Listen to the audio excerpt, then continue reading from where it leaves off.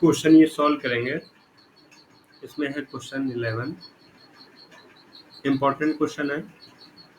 तो इसमें क्या है, distance between the points 3, -5 and x, -5 और ये 15 गिवन है। तो आपको पता है कि ये जो ये वैल्यू है किसकी वैल्यू है, डिस्टेंस की वैल्यू है। ओके, आपको पता है किसकी वैल्यू है, डिस्टेंस की वैल्यू है। और आपको यहाँ पे x की वैल्यू फाइंड आउट करना है। क्लियर, इसमें आपको चेक करना है कि x की वैल्यू क्या आएगी। तो आपको पता है कि x1 क्या होगा, पहले वैल्यू नोट कर लो। x1 होगा 3, क्लियर, और कॉमा y1 कितना होगा, आपका होगा -5।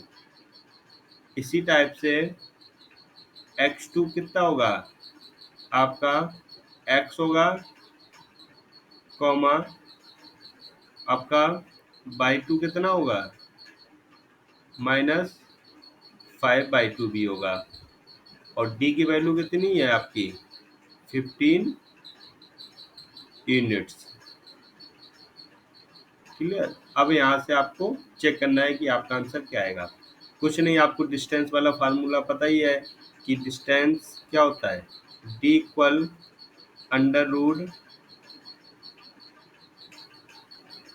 अंडर रूट या स्क्वायर रूट ब्रैकेट में x2 माइनस x1 का whole square plus y2 minus y1 का होल स्क्वायर। क्लियर, d की वैल्यू कितनी है, 15 है। अब यहाँ नोट कर लो 15 इक्वल, यहाँ वैल्यू नोट करो, x2 कितना है, x है, x हो जाएगा, x1 कितना है, 3 है, यहाँ 3 हो जाएगा स्क्वायर प्लस y2 कितना है, -5, तो ये आपका हो गया -5। अब यहाँ माइनस होगा, ठीक है, देन आपका ये माइनस इसका हो गया, और ये -y1 है, -5। क्लियर, इस टाइप से ये ब्रैकेट में नोट होगा। अब ये आपका क्या हो जाएगा, 15 होगा इक्वल स्क्वायर रूट, तो ये क्या होगा, x-3 का होल स्क्वायर प्लस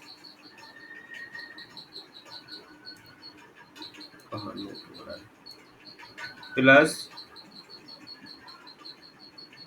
-5 प्लस 5 होगा का होल स्क्वायर। तो आपको पता है पॉजिटिव एक नेगेटिव टर्म है, सेम टर्म में 0 हो जाएगा। तो आपका क्या होगा, 15 इक्वल स्क्वायर रूट x-3 का होल स्क्वायर होगा। अब आप क्या करो, बोथ साइड्स स्क्वायर कर दो। जब बोथ साइड स्क्वायर करोगे तो 15 का स्क्वायर क्या होगा, 225 इक्वल x-3 होगा का होल स्क्वायर। अब ये स्क्वायर इधर आ जाएगा स्क्वायर रूट में, तो 225 होगा इक्वल x-3। अभी आपको पता है, क्या पता है कि ये किसका स्क्वायर होता है, 15 का। तो यहाँ पे आपका कितना आ जाएगा, 15 आएगा। 15 देखो, स्क्वायर रूट फाइंड आउट करते हैं, इन्होंने डबल आंसर दे रखा है, तो क्या करते हैं, इसको एक बार पॉजिटिव एक बार नेगेटिव नोट कर लेते हैं। +-15 इक्वल x-3। क्लियर, अब आपको क्या करना है इस क्वेश्चन में, एक बार लिखना है फॉर पॉजिटिव। जब पॉजिटिवली करोगे तो क्या हो जाएगा, 15 इक्वल x-3 और ये 3 इधर आएगा तो क्या हो जाएगा 15 प्लस 3 इक्वल एक्स। तो एक्स इक्वल कितना हो जाएगा 18। क्लियर। और यहाँ पे एक बार नोट करो, फॉर नेगेटिव, जब नेगेटिव के लिए करोगे तो क्या होगा -15 इक्वल एक्स माइनस 3। तो आपका ये पॉजिटिव 3 हो जाएगा इक्वल एक्स। तो यहाँ पे -12 हो जाएगा एक्स के प्लेस पे। तो क्लियर। तो मीन्स एक्स की वैल्यू क्या क्या आ रही है 18 और -12। अब आप क्या करो, इस पे चेक करो क्वेश्चन पे आपका कौन सा आंसर राइट है। 18 पॉजिटिव, 18 पॉजिटिव, देखो ये वाला ऑप्शन बी। तो ये क्वेश्चन आपका वेरी इंपॉर्टेंट क्वेश्चन है, याद रखना। ये क्वेश्चन कैसा है, वेरी इंपॉर्टेंट क्वेश्चन है, ये आपको आना चाहिए सॉल्व करना, बाकी आपका मन। इम्पोर्टेंट क्वेश्चन है, आप एक बार चेक कर लेना किस टाइप से सॉल्व हुआ है, कंप्लीट सॉल्यूशन है। क्लियर। अब क्वेश्चन नंबर इसमें जो 12 है इसको सॉल्व करेंगे। इसमें क्या है लिखा है, cos alpha plus beta equal 0। यहाँ आप डायरेक्ट वैल्यू 0 मत पुट कर देना। अब ये 0 कॉस में किसकी वैल्यू होती है बताइए, कॉस में ये 0 किसकी होती है वैल्यू, जो आपकी 0 होती है ये अल्फा प्लस बीटा है, ये होती है कॉस 90 की वैल्यू होती है 0। तो अल्फा प्लस बीटा कितना हो गया 90 degree. Clear. Alpha plus beta 90 हो गया। अब यहाँ पुट करो, पहले ये नोट करो, cos bracket alpha plus beta divided में 2, ब्रैकेट क्लोज करो। तो क्या होगा कॉस अल्फा प्लस बीटा मतलब 90 डिग्री अपॉन 2। तो कितना हो जाएगा जब 2 90 डिवाइड होगा, कॉस 45 डिग्री। कॉस 45 का मतलब क्या हो गया 1/√2। मतलब ये वाला आपका आंसर क्लियर हुआ होगा, कंप्लीट क्वेश्चन। अब नेक्स्ट क्वेश्चन तरफ मूव करेंगे। क्वेश्चन नंबर इसमें आया, ये क्वेश्चन अच्छा है, इम्पोर्टेंट है और लॉन्ग में आ सकता है क्वेश्चन, तो इस क्वेश्चन को समझने की कोशिश करना। आपको रेशियो फाइंड आउट करना है। देखो क्या करना है, फाइंड द रेशियो। क्लियर। ये find the ratio find out करना है। अब पॉइंट कौन से आपका ये है, डिवाइड कर रहा है लाइन सेगमेंट को, ज्वाइनिंग द पॉइंट। देखो क्वेश्चन पहले समझो। मान लीजिए इस पॉइंट से इस पॉइंट तक आपको लाइन, ये लाइन है, ये पॉइंट ए है, पॉइंट बी है। इसमें एक कोई फिक्स पॉइंट नहीं, कहीं पर भी हो सकता है। एक पॉइंट आपका ये पी है, ठीक है। अब ये पी जो पॉइंट है इसको जो डिवाइड कर रहा है तो वो रेशियो फाइंड आउट करना है। तो आप मान के चलो ये जो डिवाइड कर रहा है वो के रेशियो 1 में डिवाइड कर रहा है। क्लियर। और जहाँ पे आपको जो ए है, ए का कोऑर्डिनेट पॉइंट है 1,2 और बी का कोऑर्डिनेट पॉइंट है 2,3 और आपका पी का जो कोऑर्डिनेट है 0.8/5 y। क्लियर। देन मूव करेंगे क्वेश्चन में।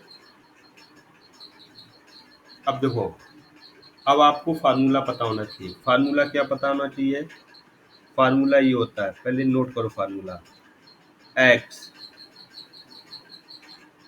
कॉमा, ये आपका क्या है, कॉमा बाई, ब्रैकेट क्लोज करो, इक्वल क्या होगा, m x two plus n x one divided में एम प्लस एन, ये ब्रैकेट क्लोज। अभी ब्रैकेट इधर ये क्या करो, ऐसे कॉमा लगा लो, यहाँ पे होगा m y two plus n y one upon m plus n, और ये आपका ब्रैकेट यहाँ क्लोज कर लो। अब चीज़ें सीखो, मैं एक्सप्लेन कर रहा हूँ। जो पॉइंट ए है ये वाला, जिसके कोऑर्डिनेट पॉइंट है वो आपके क्या होंगे, x1, x1 कितना होगा 1 और y1 कितना होगा 2 होगा। जो आपका पॉइंट बी है, जो उसके पॉइंट बी के कोऑर्डिनेट हैं, तो आपका x2 क्या होगा 2 होगा और y2 क्या होगा 3 होगा। जो पॉइंट पी है, पॉइंट पी के जो कोऑर्डिनेट पॉइंट है वो x है, याद रखना, ये x इक्वल 8/5 और जो आपका y इक्वल है वो आपका y है। ये वाला पॉइंट, ये देख रहे हो, जो ये वैल्यू है x की वैल्यू और y की वैल्यू, ये आपको गिवन कर रखी है इन्होंने, समझा रहा है। और ये जो आपका m है वो आपका क्या है, k है, और कॉमा n, जो n है वो 1 है। बस अब यहाँ से सॉल्व करो, एक बार नोट करो, x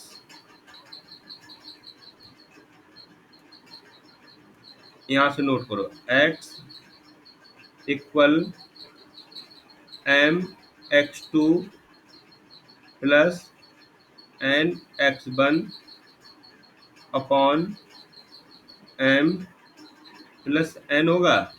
एक्स वैल्यू कितनी है 8/5, तो ये आपका 8/5 इक्वल एम की वैल्यू के इंटू x2 की वैल्यू 1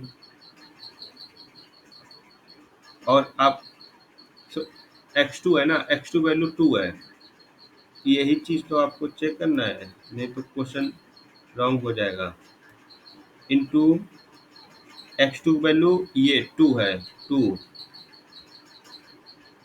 प्लस n की वैल्यू कितनी है 1 इंटू x1 की वैल्यू कितनी है 1 अपॉन ये क्या होगा k प्लस 1।